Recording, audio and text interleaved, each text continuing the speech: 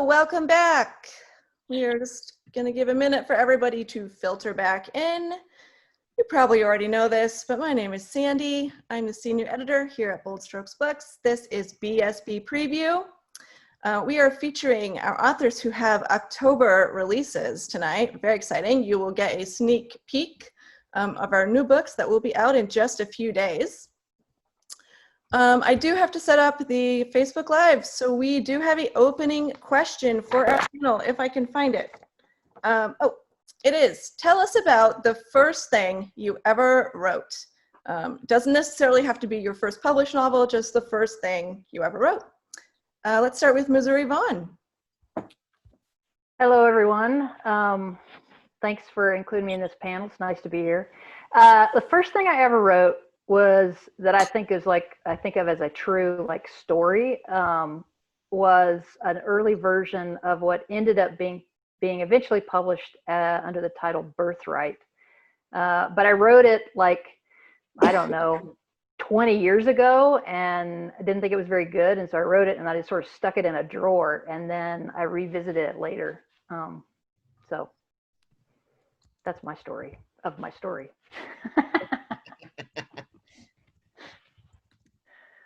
Yep, we were supposed to go clockwise, but I don't know what that means. I do, but I.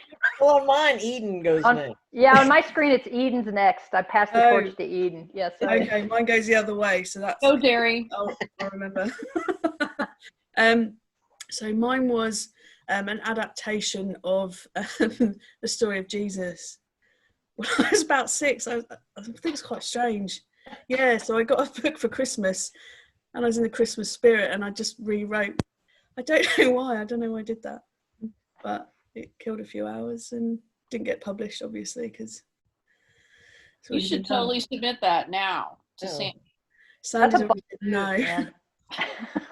Going straight to hell. And Darry plagiarizes Jesus. I wasn't even religious, so I don't even know why I did that. Christmas. It's Christmas. It's Christmas. Oh, man.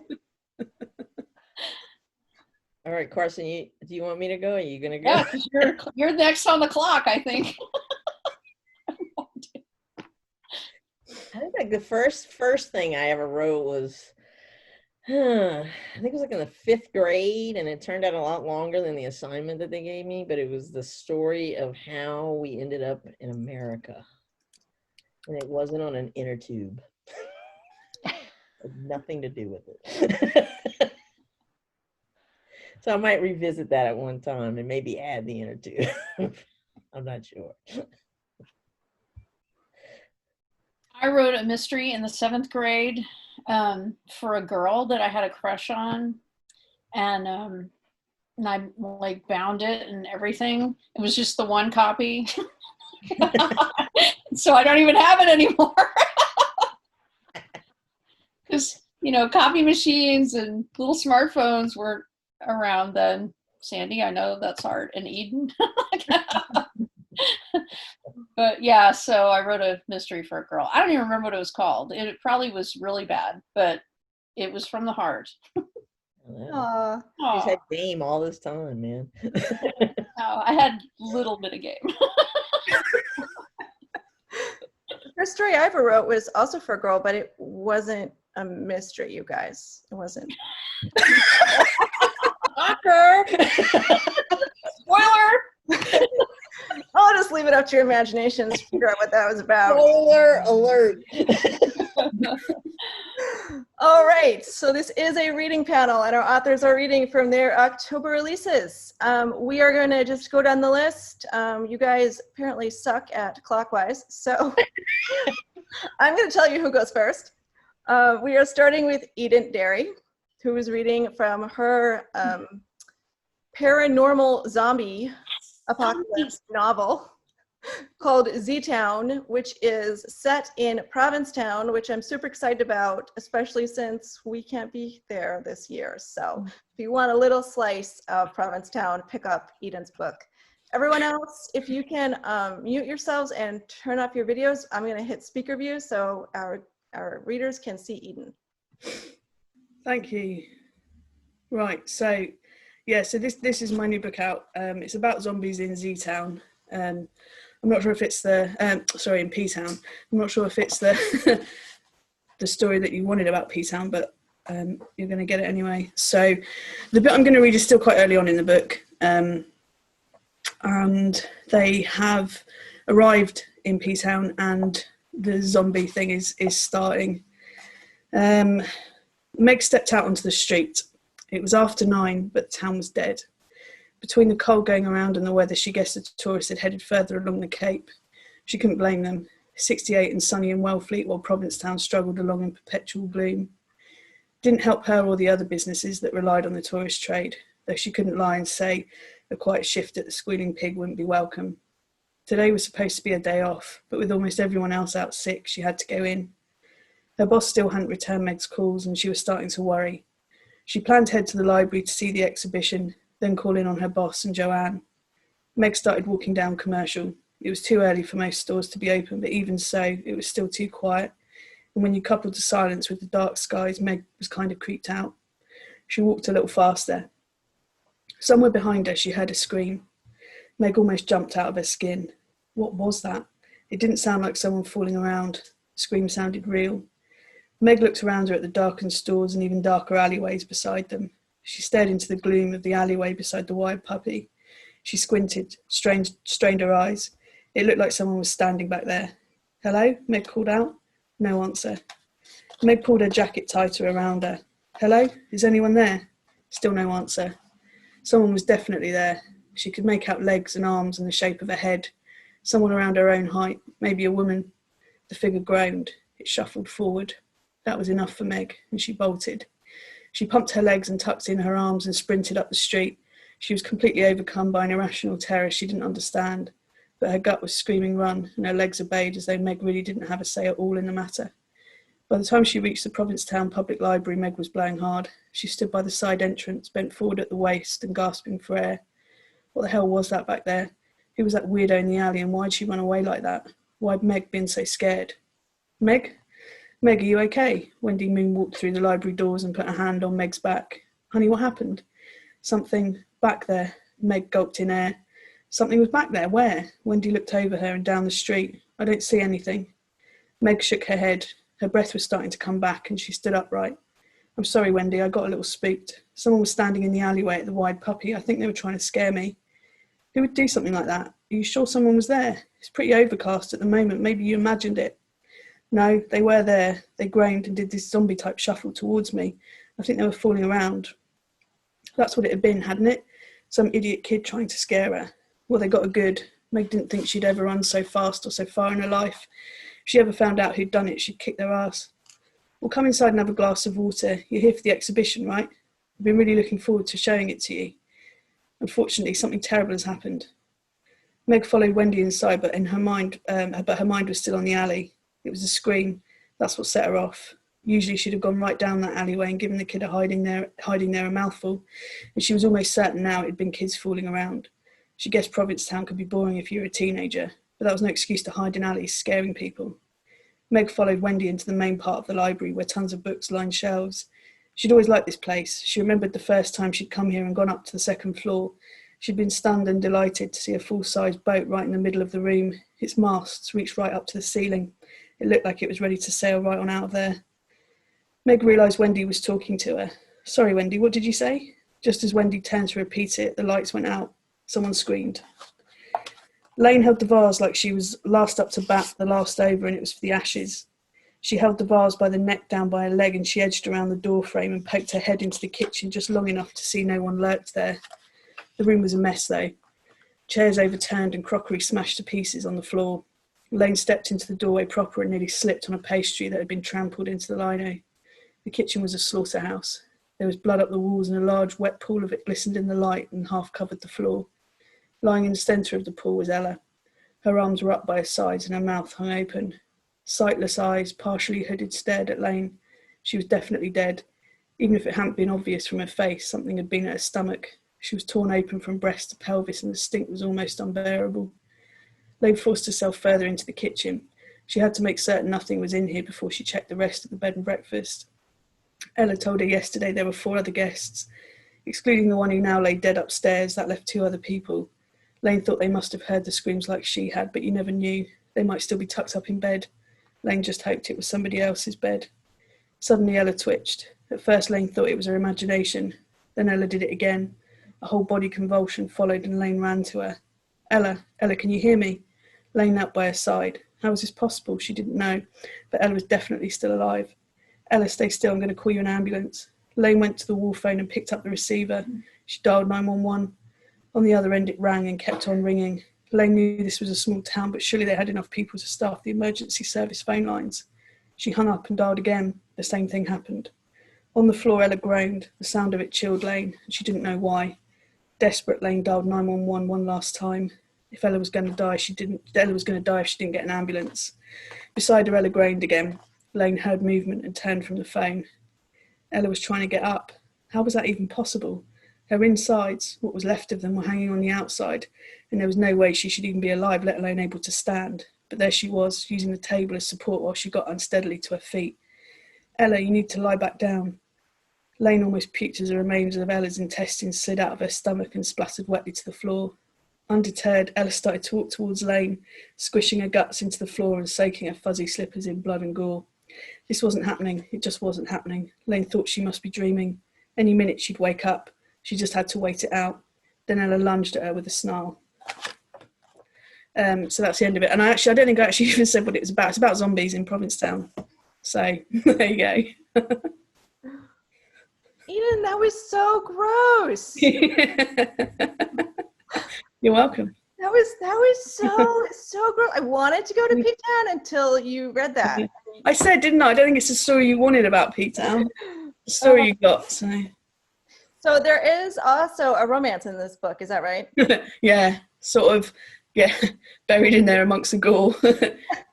There's a tale of love. Takes a master talent to pull that off, you guys. There is no time like a zombie apocalypse to fall in love. Yeah. Well, it brings you together, doesn't it? It does. You know, the running and the blood and the gore and gross. So gross. Thank you. Right. Appreciate that. Next up, we have the amazing Ali Vali, who is reading from her romance novel, just for a little break in the action, One More Chance. Again, her October release. You can pre-order it on our web store tonight, 15% off until 7:30. Ali, go ahead, introduce yourself. I'm sure there's maybe one person in a million who doesn't know you yet. And your book, and start reading whenever you like. Me and Eden are going to turn our video and our audio off. Thank you. Yeah, I'm pretty sure this is Sandy on the cover. I'm not positive, but I'm pretty sure that's her. One More Chance is it's kind of a romance novel about a Dr. Harry Basantes, who is now an orthopedic surgeon in New Orleans, and her high school sweetheart, Desi Thompson, and they were pretty hot and heavy during high school, and they had many, many plans for the future, and then all of a sudden, graduation came along, and Desi disappeared very suddenly, and even though Harry tried for months to get in touch with her, she just effectively cut Harry out of her life. So it kind of really scarred Harry going forward as far as relationships was concerned. And then they meet again in a very dramatic fashion, and she starts to figure out exactly what happened to Desi, but she's not exactly happy to see her when she shows up. So the part I'm going to read starts in the emergency room at kind of the charity hospital, the big charity hospital here in New Orleans. "We need a room, Sally," the EMT yelled, slamming through the metal doors of the University Medical Center in New Orleans as he and his partner ran with a stretcher. "Follow me," Sally, the charge nurse, moved quickly ahead of them. All Dr. Harry Basantes could see from where she stood, scanning the large board that listed all of the patients in the ER, was the blonde hair of whoever was moaning on the gurney. Whatever had happened, the sickly green-colored sheet the EMTs used was slowly turning red. She stayed out of their way, waiting for the crew to get their patient settled. "Get a doc in here. We didn't want to medicate her, figuring she was going to be worked up for surgery, but she's fading fast." The other EMT held an IV bag as high as he could get it. I've done this a long time and I've seen some sick stuff, but this one's going to haunt me for a while, he said after they had worked together to slide her over to the hospital bed. What the hell happened? Sally asked as she slammed her hand on the button on the wall above the bed to call for more staff. Car accident? Not that I wish an accident on anyone, but it might be easier for her to recover from if that's what it was. We waited outside an hour outside this shithole of a place while the police got her asshole husband away from her, the EMT said as the triage nurse moved from the next bay to take over. He was about to hit her in the head with a bat, but I think the leg damage is from his steel-toed boots. I guess her face is thanks to his fist. The EMT stepped aside to let the nurse in. The skin is pierced just below the knee, and she's been getting quieter and paler. Probably shock. Poor darling, but we're in luck. God finished in the OR. I paged her when y'all called in, Sally said. She looks like my daughter, Mindy. She said, looking at the woman on the bed. Dr. Basantes is available? Today is her surgery rotation here, and if anyone in my family got hurt like this, there isn't anyone I trust other than Harry. Harry was waiting for the crew to finish settling the patient. Hearing Sally's assessment made her warm. It was good when people knew you were the best. She motioned her residents to stay put and stopped directly behind Sally. Taking my name in vain again, Nurse Hardass, Harry whispered in Sally's ear, making her shoulders hitch. Doc, I was comparing you to God. How could you take that wrong? Sally turned and gave Harry her best smile. Besides, you know damn well I'm the only one in the building who's not afraid of you, so cut the bull and get in there. Let's see what we got, folks, she said to her students. Her attention went directly to the patient's injuries, and the noise and the chaos of the ER faded away as she concentrated on what needed to be done. Get the mobile x-ray unit in here, order a blood workup, and get her into surgery as soon as you're done, she said as she scribbled in the chart Sally had placed on the small table next to the bed. No dawdling, people, she barked when the team didn't move fast enough. Ma'am, Harry said, finally glancing up at her new patient.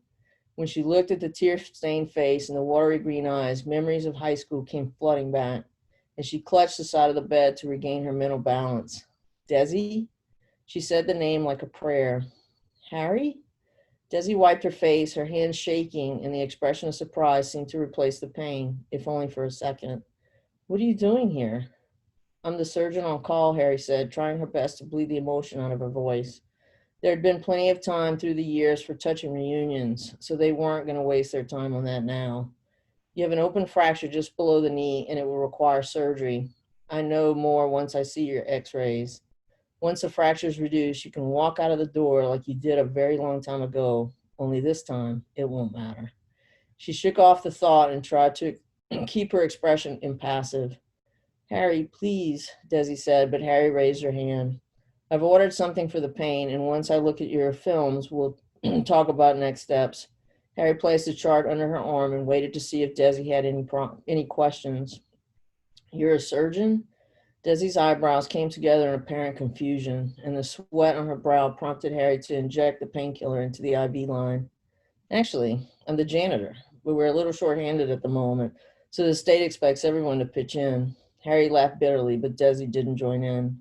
Look, if you want somebody else, it won't hurt my feelings. Say the word. The radiology tech arrived and started setting up. I'll be back once he's done. Harry walked out, not giving Desi a chance to respond. She ran her hand through her hair and then grunted in return of her old childhood habit. Sally stared at her and then her hand and didn't say anything as Harry leaned on the counter to finish writing out the orders for Desi's care. The sight of her old friend had been a punch in the gut, and it wouldn't be a bad idea to get someone else here to take the case. They had a history she tried burying, but it was something that refused to die or be forgotten. Why the fuck couldn't she just forget her and move on? You okay? Sally asked softly. Fine. Let's go with that. She hadn't said the name Desi out loud in years, but damn if she didn't find at least a minute of every day to think about her.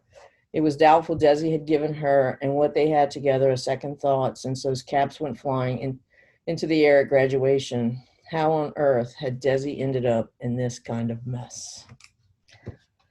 Dun, dun, dun. Oh boy, she is mad. She's so very mad. And the poor poor woman is in the hospital. Like, what? She's so mad. You guys, how are they ever going to fall in love? Oh, you have to buy the book and find out. I do think that my favorite line from your reading was, I'm comparing you to God. How can you get that wrong? I know. That happens to me all the time. I love that. No, my staff. I worked at LSU Eye Center for a long time, and I asked one of our residents that one day. It's like, when does it happen? Like, that is it medical school? Is it once you graduate from medical school that you become God? I mean, like, because some of them were they were a little big-headed, let's say. I work for a retired surgeon, and I have no idea what you're talking about. No idea. All right, you guys. It's a little rad joke, in case you didn't get that one. All right. Up next, we have Carsen Taite, who is reading from her October release, Best Practice, which is part of her ongoing new fancy sexy legs lawyer series. This is the last book. Is that right, Carsen? Yeah, sure. Sure. Oh, there we go. Who knows? Up in the air. It's the last one I know about. I don't like to close any doors. Fair enough. Carsen Taite, keeping her options open with Best Practice. Just introduce the book and start whenever you like. Yeah, we lawyers like to hedge. So this is the cover of the book. It comes out next week. And so Best Practice is the third book in the Sexy Leg Lawyer series, or the legal affairs romances. The series is about three best friends who, after getting fed up with the grind of working for big law firms, go out on their own and form a small boutique practice in Austin. This book features Grace Maldonado, and she's one of the law firm partners, and Perry Clark, who is the younger sister of Campbell Clark, who was featured in the book Practice Makes Perfect.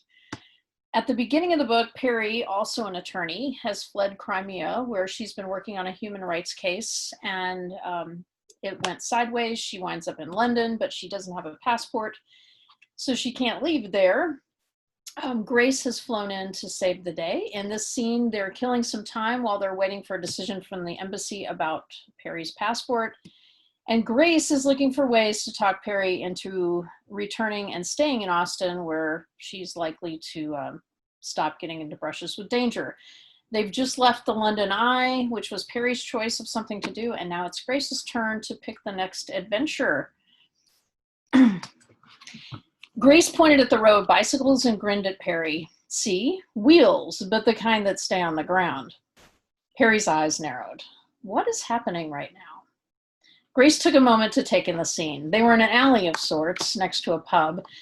The alley was lined with a dozen retro-styled bicycles, complete with sweet little baskets, and standing in front of the bikes was a tall, thin, older gentleman wearing a tweed driver's cap, checked pants, and a vest, and he was explaining the rules of the road. She turned back to Perry and motioned between them.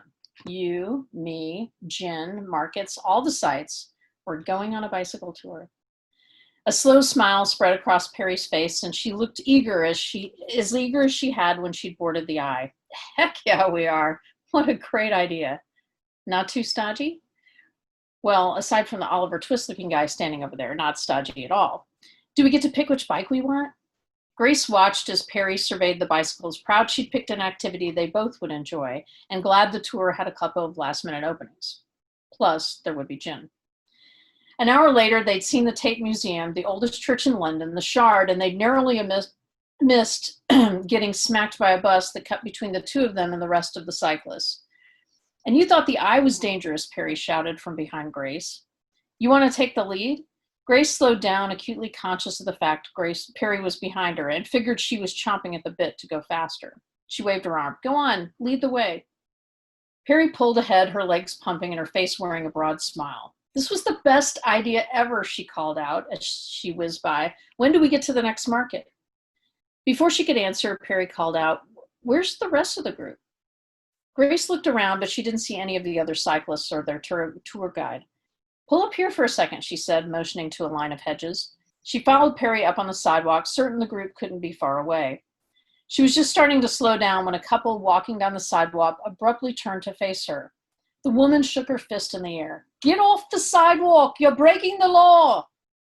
The shout took her by surprise, and Grace nearly fell off her bike. She felt an arm reach out to steady her, and she looked up to see Perry standing next to her. "I've got you." Time suspended and the noise of the city fell away. For a second, they were simply two women far from home, connected by love of adventure and the comfortable ease of having known each other most of their lives. But for the shouting locals and the stomach-lurching heights of the eye, Grace would consider this day a perfect date. Oh, and if Perry weren't her best friend's little sister. But she was. So Grace slowly backed out of Perry's embrace and swiftly changed the subject. Did that really just happen? Perry raised her fists in the air. "You mean the part where you were breaking the law," she said in an over-exaggerated war cry of the angry local. Yep. Grace Maldonado, chief rule follower and barrister of great renown, was just accused of violating the laws of a foreign land. They both laughed, and Grace asked, What do you mean, chief rule follower?" Perry furrowed her brow. "Come on, admit it. You're like the high priestess of regulation." "Yeah, I'm not. R2. Why do you think Campbell and Abby made you the managing partner of the firm?" A bunch of reasons popped in her head, but they all supported Perry's general proposition that she was the most responsible one, so she didn't bother listing them. "Okay, well then, I'm going to take that as a compliment. Rules are good. They keep order in the universe." "Sure, but people find ways to bend them all the time in the name of whatever order they prefer. People of privilege, anyway. I've been working in areas of the world where rules don't matter unless you're white and privileged and rich. Rich really helps."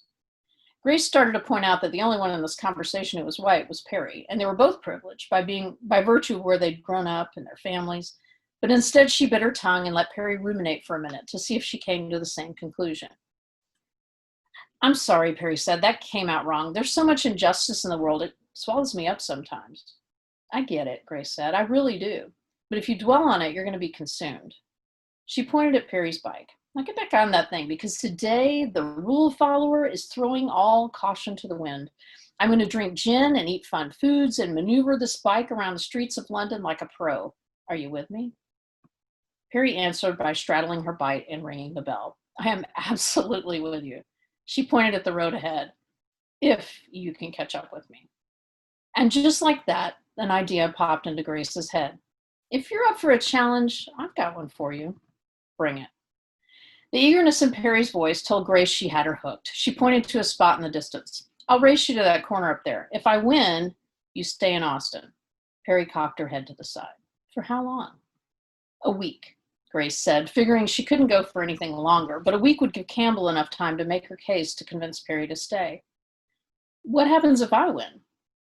"Hell freezes over," Grace said, fixing her face into a perfect deadpan. "If indeed such a cataclysmic event happens, then when we land in Austin, I will personally book your flight to wherever you want." Perry narrowed her eyes like she was considering the proposal, and then without warning, she pushed away from the hedge and sped off. Grace watched her go, wanting to savor the moment, but then she pumped her pedals hard because she had to win this race. The end of that scene. But not the end of the book. So No! we'd love to find out what happens next. So, Carsen Taite, I feel like some of this is familiar to me. Did you, by chance, go to London on a bicycle gin tour for research purposes? I think, it's a chicken and egg thing. What happened first, the book or the riding bicycles and drinking gin around London? The breaking the law thing actually happened to me. I have no idea where the rest of the group was, but I was outside a hedge and people were yelling at me. And are you a chief rule follower? I'm not going to answer that question. Okay. All right. The lawyer has decided to remain silent on that question. All right. Here's another one. Did you fall in love with your best friend's little sister on the gin tour? I did not. That is pure fiction. All right. Well, you'll have to read the book Best Practice to find out the real story. Thanks, Carsen. Thank you. Last but not least, we have Missouri Vaun. reading from her October release, The Sea Within. I feel like this one has been on my schedule for a while. Missouri, has this idea has been with you for, I feel like, it feels like years to me. Has it been years to you? This this book is a futuristic dystopian kind of concept. How did that come to you? Well, probably living in California where the end is nigh offered some inspiration, you know, between fires and heat waves and everything else. It's so the book is sort of set in a near future Earth, not too far in the future, but near future. And yeah, it's a story of a scientist and a soldier who joined forces to combat climate change. But of course, the story starts in a bar. As all good stories do. Yeah, so that's the part I was going to read. All right, well, you take it away whenever you like. All right. And unfortunately, I don't have a copy of the book because I'm traveling, but there's one on my website. Rain pelted Jackson Drake as she ducked under the shallow overhang and waited for the doorman. Actually, the beefy guy was more of a bouncer than a doorman. The Green Club wasn't a dive, but it wasn't exactly sophisticated either. This place had more of a clubby vibe. Darkness had descended a couple of hours earlier, and it wasn't much brighter inside. She flashed an ID and handed her soaked overcoat to a willowy young woman at the coat check counter. The woman had to use both hands to manage the weight of the heavy clothing. Jackson swept her hand across the soft stubble of her close-cropped hair and shook the droplets from her fingers. Damn, she was sick of the weather. Erratic weather had become a constant. She'd taken an oath to protect and defend. That used to mean from foreign threats. Now the weather itself was a threat, and the military spent most of its time managing climate fallout, including rescues and displaced people. The Green Club was pretty full for midweek. Jackson paused in the entryway and scanned the room. Most of her friends preferred the ease of apps like Alt Love for hookups, but not Jackson. An app couldn't tell you everything. The subtleties were what mattered to her. The scent of a woman's hair, the casual caress of fingertips along your arm, and the intangible unknowns of possibility. Besides, to utilize an app or a larger VR space like New Life required building a digital profile, something she didn't have the luxury of doing. Virtual reality didn't really work for her. She craved the real thing. The evenings when she ventured out for companionship were rare anyway. When she got to the point where the ache, the loneliness kept her from sleeping, eating, or became a dangerous distraction, then she knew she had to take action. So here she was, out in the real world, where anything could happen. Jackson usually liked to play a game with herself. She'd identify the most beautiful woman in the club and challenge herself to win the woman over for the night. Her success rate hovered very close to 100%. A small dance floor in the center of the room was packed. It was the only well-lit spot in the club, ringed by small tables and booths around the darker edges of the room. A strobe bounced circles of light across the patrons in random patterns, and then just as quickly left them in darkness. Jackson waited for her eyes to adjust. The music was pulsing, and a woman touched her arm as she slid past in the crowded space. Jackson smiled but didn't engage. There were other potential candidates, but she was looking for a certain something. As she rotated her head to slowly sweep the room, one woman in particular came into focus. Her target was at the bar, shoulder-length dark hair with girlish curves. Her attire was casually elegant. This candidate required reconnaissance. The woman glanced toward the door, and she locked eyes with Jackson for a moment and lingered there before redirecting her gaze. Promising. A middle-aged fashion butch in a dark suit occupied the stool next to the woman, but it would only take a moment to remove that obstacle. Jackson crossed the crowded room, ignoring the women who attempted to catch her attention as she wove through them. Her focus was singular. "You're in my seat." Jackson towered over the dark-suited butch. "This isn't your..." She rotated, possibly to start something, but then her gaze angled up. "Do I know you?" Jackson knew she'd never met the woman. "I don't think so. Listen, I'm sure you can find another seat at the bar, but this is my seat, and you're in it." She wasn't really in the mood to negotiate. She was aware that the woman seated next to Fashion Butch was watching, but Jax didn't look in her direction. This wasn't about her. Not yet, anyway. The butch woman slid from the stool. She opened her mouth to speak. Hey, don't forget your drink. It was obvious that it hadn't been her intention to vacate her seat permanently. She probably only stood up to face Jackson, albeit from a much lower elevation. But now that Short, Dark, and Clueless was on her feet, Jackson handed her the drink. The woman scowled as she accepted the glass. Jackson casually occupied the now vacant stool at the bar as if it had been her seat all along. She waited until the woman walked away and was swallowed up by the crowd before she rotated. The androgynous bartender in a tight-fitting black t-shirt and jeans came over immediately. Hey, I'll take a whiskey neat. They started to walk away and she called after. Make it a double. The bartender nodded. She sat, face forward, and pretended not to care who was seated next to her. To her credit, the beautiful woman she'd honed in on said nothing. After a couple of minutes, the bartender returned with her drink. Jackson placed one palm flat on the glassy surface of the bar as she tasted the liquor. She held it on her tongue and exhaled after swallowing to allow a flavor to fill her senses. How did you do that? The woman's words had a mellow, sexy timbre. Do what? Jackson still didn't turn to look at her beautiful seatmate. It took me nearly 20 minutes to get a drink from them. I find that hard to believe. Jackson arched an eyebrow and for the first time since taking her seat made eye contact. The eyes that met hers were hazel and her expression was soft and warm. Damn, this woman was checking off everything on Jackson's list. And she didn't seem to be swooning over Jackson's aloof power butch performance, which made her even more alluring. Jackson is my name. She didn't usually give her full name, and she wasn't going to now, but she considered it. Something about this woman compelled disclosure, maybe even honesty. Is Jackson a first or a last name?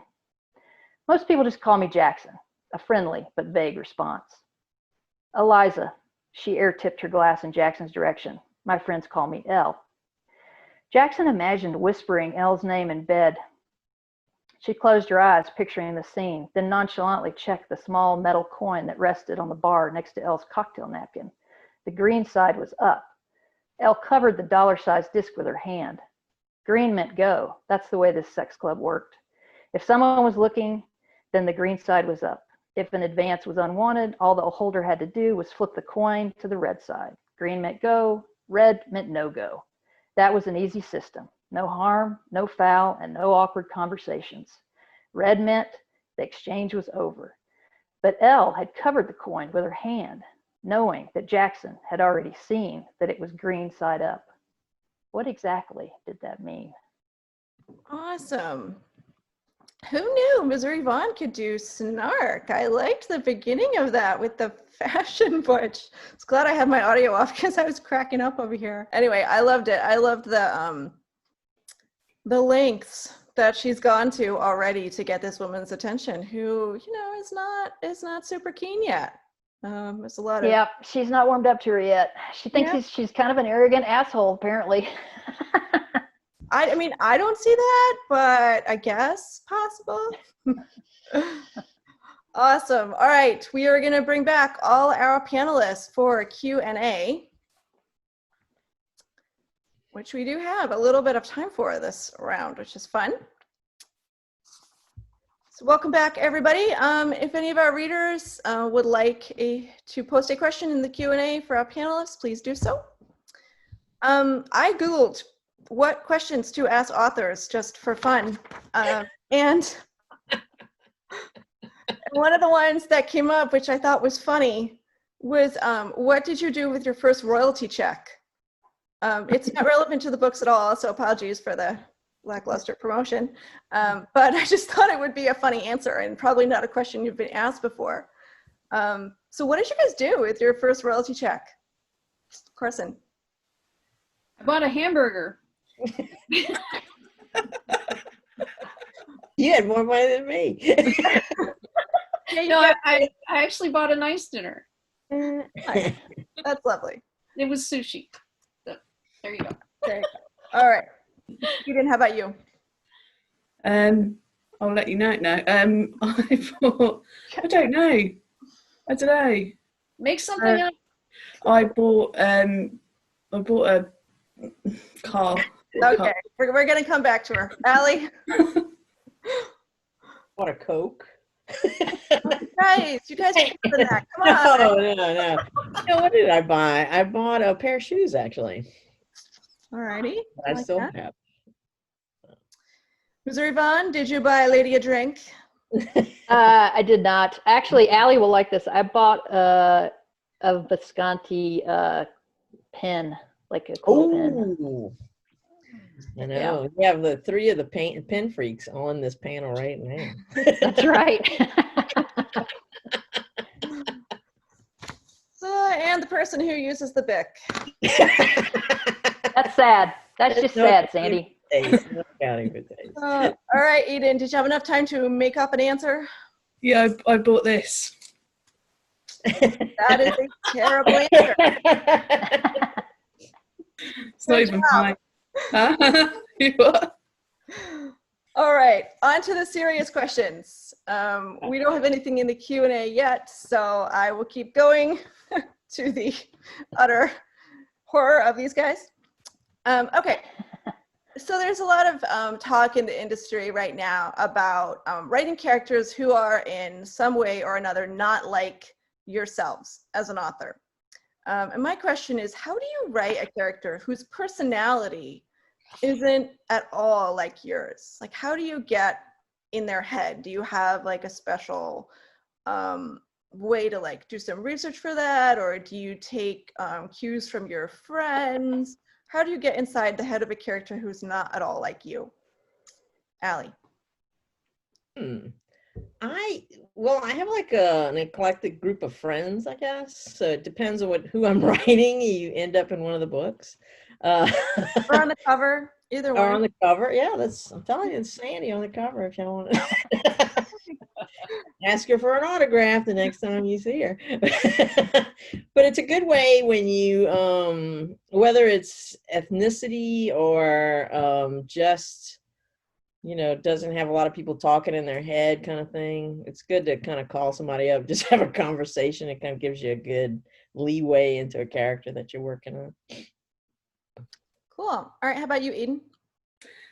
So I sort of like will try and think of the character that I want to write, and then I guess at various points whilst I'm writing it, I'll stop and think like, what would they do?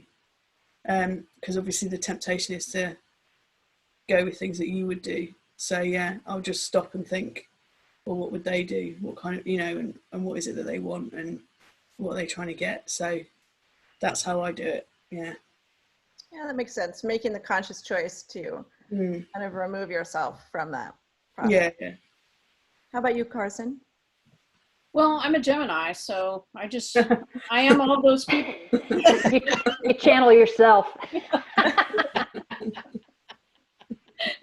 No, but it is, I mean, it is difficult because you start to kind of come through in all your characters in a little ways, so you have to filter those things out. And take a step back. Or not. For sure. How about you, Missouri? Yeah, I was just thinking about the character that I was reading in this first scene, Jackson. She is not like me. She's kind of, I don't know, she has a strong sense of duty, but at the same time, she's sort of angry and pessimistic about people in general. And I tend to be more optimistic. So when I'm writing a character like that, I end up having to just sort of sit with them, and I end up thinking about friends of mine who maybe are similar in personality type. I have this one friend who's really grouchy and very pessimistic, and I'll just sort of channel her in my head, like, what would she say in this moment, right? She has no idea that I do this, by the way. But anyway, yeah, it's good to have different sorts of people in your life so that you can see how, you know, how people with different viewpoints, how they feel about issues and relationships and, you know, that kind of thing. For sure. All right. So if you see yourself in any of Missouri Vaughn's books, you know you are that friend. That's right. All right. Friend. So here's another good one that does actually apply to your book, which is nice. Is there anything that you edited out of this book? Anything, you know, of interest, anything we had a specific reason that didn't make it into the final version, and why? We'll start with Carsen, since she put her hand up. So I had a good deal more angst planned, a few scenes of angst before. I mean, there's some angst, there's a conflict there and everything, but I cut it out because I wanted it to be something sweet and fun, and it just felt like the times right now deserved that, something lighter. So I lightened it up a bit. So I can't tell you a specific thing, but I had a whole thing planned and I just cut it out because I thought, that's just bringing it up a little more than I feel like I want right now in my life. Yeah, I think we could all use some more light and fuzzy stories right now. How about you, Missouri? Anything that you edited out of the book? Well, I don't want to say specifically because it might be a spoiler for the book, but if I really like two characters and I feel a lot of chemistry between them, I want things to happen maybe a little sooner than they should. And so sometimes I either cut those scenes or push them, further back in the story. So I would say it's more about pacing for me, is what it ends up being about.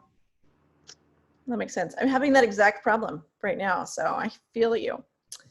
Vali, how about you? I feel like you probably don't cut anything because your books are always like 8 million words long, right? Ouch. Actually, I did cut a bunch of stuff out of this book. Not voluntarily, you understand. You guys think I was being mean, but I just... No, I've been laughing all day because my editor is, she's... I asked a question somewhere in the manuscript, and she's like, how do you get through something? And she's like, alcohol, like, you making me drink. And it's like, I thought Vic didn't drink. I guess she does now. But yeah, no, sometimes I tend to get a little, as Carsen can tell you, we love watching Dateline. So sometimes I get a little graphic, and I got a little too graphic in this one scene. So we had to cut that out, and then cut out a little bit. I mean, it's a tough subject matter because it's domestic violence. So it didn't have to be quite so in your face. And I guess I'm in a trance when I'm writing it, and I like the gore. So I put it in, and then we took it out. Sure. All right, Eden, how about you? So I changed the ending. Well, that's pretty big. Yeah. Wow. I got told to, so I didn't get told to. I got advice. Yeah, so the ending I'd written, it just needed to change, so I did that. I can't really say what it is because, well, I mean, I can, but your editor was like, leave someone alive, right? Yeah, basically. It's just like, you can't kill them all. I feel like so you let me have a couple, and then we get the rest. Publish that version on your website, and then people could have like a choose your own adventure. Yeah. Most depressing ending in the world versus, one not so bad. So so that's what I changed. It was a good idea. It worked. Saved by the editor. Hey? I said you were saved by the editor. Yeah, not for the first time. Yeah. All right, we only have a couple of minutes left. So I do have one last question from our Q&A box. And that is, when you are starting writing your book, do you have a specific location in mind for your setting for your book? Do you choose them specifically? Do you choose it early on in the process? Does it not matter where they're set? Missouri Vaun. I probably have I don't know if I have a weird story process. I feel like maybe I do have a weird sort of writing process, but what happens first to me is I hear a conversation between two characters. And it's usually like you're eavesdropping on a scene, and in that scene, you see a setting. It may not be specific, like it might be a desert or an office or, near the ocean or whatever. That's sort of where my process starts. And then I try to narrow it down, and it's always better to write about a place you've been. I'm sure everybody else would agree with this. And if you haven't been there, maybe go there, because there's all these little nuanced details about a location that you can't get just from looking it up on Wikipedia. Like, how does the air smell? How does the light filter through the trees? You know, what smells are there around? What sounds do you hear? You know, you almost need to go to a place to create the whole picture of what it is. So I don't know if that answers your question. I rambled and lost track of the question. Sorry. Loved it. I was thinking about the light filtering through the trees. So, Carsen Taite, how about you? How do you pick setting? Well, I chose this setting specifically, this hunk of the book, to take place in London because I had been there with BSB, had a retreat, and we had the Diction Festival there in Nottingham, and it just made sense because we had some really great experiences and it was fun to put in the book. I could have set the front of the book anywhere, but I thought that would be fun. And so sometimes that happens. Usually I know the setting ahead of time, but I agree with Paige. If you can get there, go there, and that's going to be a challenge in these times for sure. But I just think there's no substitute for actually being on the ground in the place if you can. For sure. Eden, how about you? You've set your book in a very iconic town. What was it about P-Town that appealed to you? I think probably like a lot of people, it's a great place, isn't it? It's I think it lends itself as well to a story because it's quite a unique. Maybe not zombies, but I just saw it and thought zombies. I love zombie stories. I can't wait. Oh, I can't wait. Thank you. Yeah. No, I am quite particular. Yeah, with my settings, I always have a place in my mind where I want it. It's usually that comes first. Actually, I kind of think, oh, this is a great place. I'd like to set something here, and that's what happened with P-Town. Really, I just really wanted to write a story about it, just because you've got like all those little alleyways and, you know, like narrow roads, and I just thought it would be good. And obviously coming from this country, like it's quite a sort of I guess when you kind of think of America like as an English person, you know, that is the kind of place you imagine in your head. So yeah, I had to set a book there. That's a great answer, but we all know that you really just wanted to ruin P-Town for me forever. Well, yeah, and that. Allie, how about you? How do you choose setting? Usually it's a place that I've been. I'm in the edits for A Woman to Treasure. So when you go to a place like Morocco and you go around to the different cities and then you get to spend the night in the desert, you have to put in a book. But most of my stuff takes place in New Orleans, actually. And even now, there's a place in this in A Woman to Treasure that was like, I know it exists, I just don't know where it is. So I had to take the day off one day to drive to Shoepick, Louisiana, because I wanted to see what it looked like. So it's this tiny little town. So we went out there, and it's kind of swampy, and I went with a friend of mine, and we made a day of it. But even when you write about a certain place over and over again, there's still places that you could discover in your own city. But I love New Orleans, so hopefully that comes through on the page. How do they choose the name? Do you know? I thought that was a good idea. Shoepick. And then there's like 3 different. They had no PR department for that name. Nobody vetted that name at all. The tourist commission was not involved. Seriously. It's the name of a fish, actually. Oh, yeah. Ugly fish, and they named this town after it. Great. That tells you a whole lot about that town. Means they did not have a PR department. Who said, don't name it after a fish, please? All right, you guys, we are unfortunately out of time. Thank you so much for joining us for BSB Preview. These are our October releases. Thank you to all our amazing authors. You did a great job. And we will see you next time. Thank you, Sandy. Bye, everyone. Good to see everybody.